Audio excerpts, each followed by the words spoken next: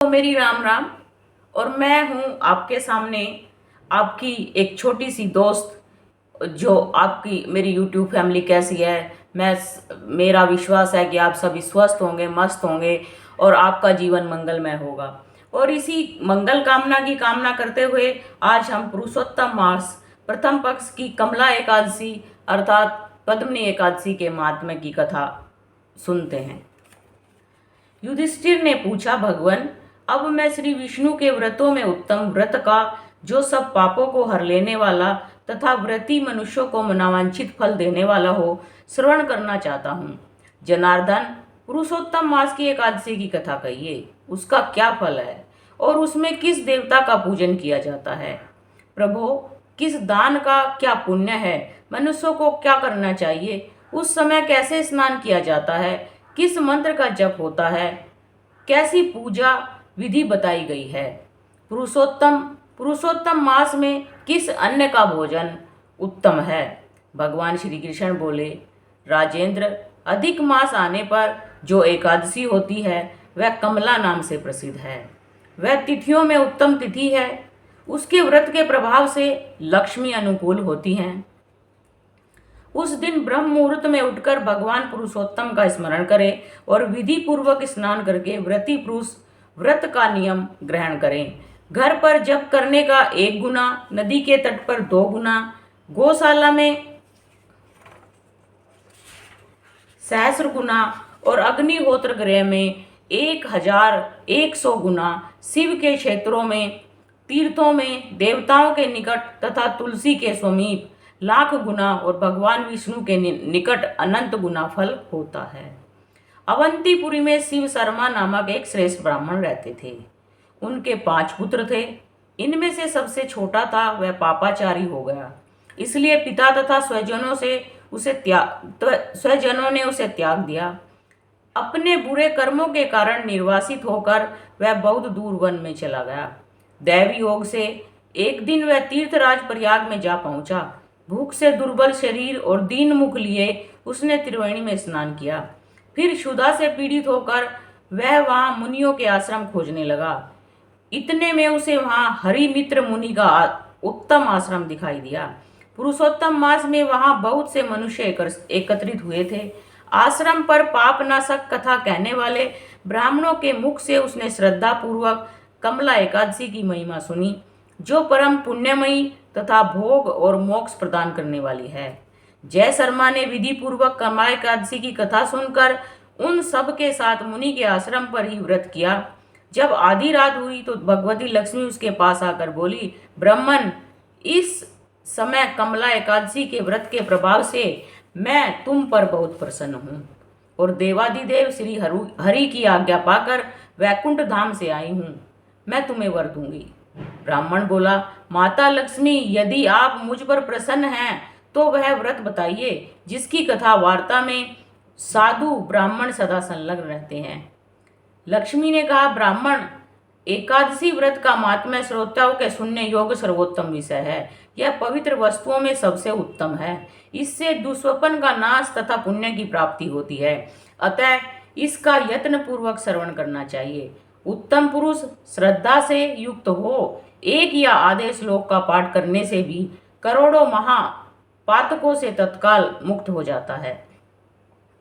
जैसे मासों में पुरुषोत्तम मास, पक्षियों में गरुड़ तथा नदियों में गंगा श्रेष्ठ है, उसी प्रकार तिथियों में द्वादशी तिथि उत्तम है। समस्त देवता आज भी एकादशी व्रत के ही लोभ से भारतवर्ष में जन्म लेने की इच्छा रखते हैं। देवगण सदा ही रोग शोक से रहित भगवान नारायण का पूजन करते हैं। जो लोग मेरे प्रभु भगवान नारायण के नाम का सदा भक्ति पूर्वक जप करते हैं, उनकी ब्रह्मा आदि देवता सर्वदा पूजा करते हैं। जो लोग श्री हरि के नाम जप में संलग्न हैं, उनकी लीला कथाओं के कीर्तन में तत्पर हैं तथा निरंतर श्री हरि की पूजा में ही प्रवृत्त रहते हैं, वे मनुष्य कलयुग में कृतार्थ हैं। यदि दिन में एकादशी और द्वादशी हो तथा रात्रि बीतते बीतते त्रयोदशी आ जाए तो उस त्रयोदशी के पारायण में 100 यज्ञों का फल प्राप्त होता है। व्रत करने वाला पुरुष चक्र सुदर्शनधारी देवादिदेव श्री विष्णु के समक्ष निम्नांकित मंत्र का उच्चारण करके भक्ति भाव से संतुष्ट चित्त होकर उपवास करे। वह मंत्र इस प्रकार है। एकादश्याम निराहार स्थित्वाम अहम परे अहनि भोक्ष्यामि पुंडरीकाक्ष शरणम मे भवाच्युत। कमल नयन भगवान अच्युत, मैं एकादशी को निराहार रहकर दूसरे दिन भोजन करूंगा, आप मुझे शरण दें। तत्पश्चात व्रत करने वाला मनुष्य मन और इंद्रियों को वश में करके गीत वाद नृत्य और पुराण पाठ आदि के द्वारा रात्रि में भगवान के समक्ष जागरण करे। फिर द्वादशी के दिन उठकर स्नान के पश्चात जितेंद्रिय भाव से विधि पूर्वक श्री विष्णु की पूजा करे। एकादशी को पंचामृत से जनार्दन को नहलाकर द्वादशी को केवल दूध में स्नान कराने से श्री हरि का सायुज्य प्राप्त होता है। पूजा करके भगवान से इस प्रकार प्रार्थना करे। अज्ञानतिमिरान्धस्य व्रतेनानेन केशव प्रसीद सुमुखो भूत्वा ज्ञान दृष्टि प्रदो भव। हे केशव, मैं अज्ञान रूपी रतौंधी से अंधा हो गया हूँ, आप इस व्रत से प्रसन्न हो और प्रसन्न होकर मुझे ज्ञान दृष्टि प्रदान करें। इस प्रकार देवताओं के स्वामी देवादिदेव भगवान गदाधर से निवेदन करके भक्ति पूर्वक ब्राह्मणों को भोजन कराएं तथा उन्हें दक्षिणा दें। उसके बाद भगवान नारायण के शरणागत होकर बलि वैश्य देव को विधि से पंचमहायोगा का अनुष्ठान करके स्वयं मौन हो अपने बंधु बांधवों के साथ भोजन करे। इस प्रकार जो शुद्ध भाव से पुण्य में एकादशी का व्रत करता है वह पुनरावृत्ति से रहित वैकुंठ धाम को प्राप्त होता है। भगवान श्री कृष्ण कहते हैं, राजन, ऐसा कहकर लक्ष्मी देवी उस ब्राह्मण को वरदान दे अंतर्ध्यान हो गई।